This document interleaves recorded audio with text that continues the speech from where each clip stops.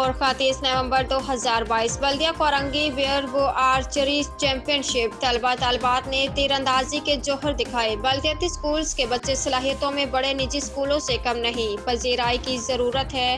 मोहम्मद हुसैन खान, रुकन सूबाई असम्बली।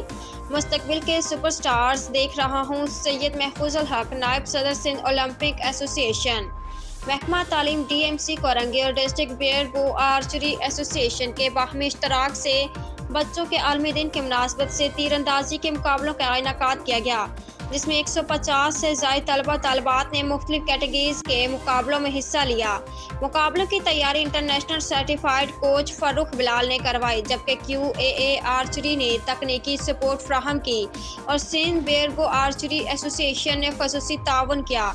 तकरीब में बच्चों की हौसला अफजाई के लिए मुख्तलिफ सियासी, कारोबारी, समाजी, तालीमी और शोबे खेल और सहाफत से वाबस्ता मुमताज़ शख्सियात ने शिरकत की, जबकि सरकारी अफसरान और वालिदैन की भी बड़ी तादाद मौजूद थी। इस मौके पर स्कूलों के बच्चों ने खसूसी टेबलोज भी पेश किए और शानदार बैंड परफॉर्मेंस का मुजाहरा किया, जिसे सब शुरा ने बेहद सराहा।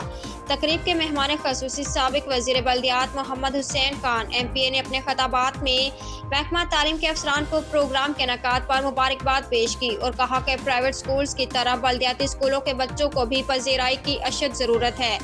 इन बच्चों में बेपनाह टैलेंट मौजूद है। हर फॉर्म पर इन बच्चों को आगे लेकर आएंगे।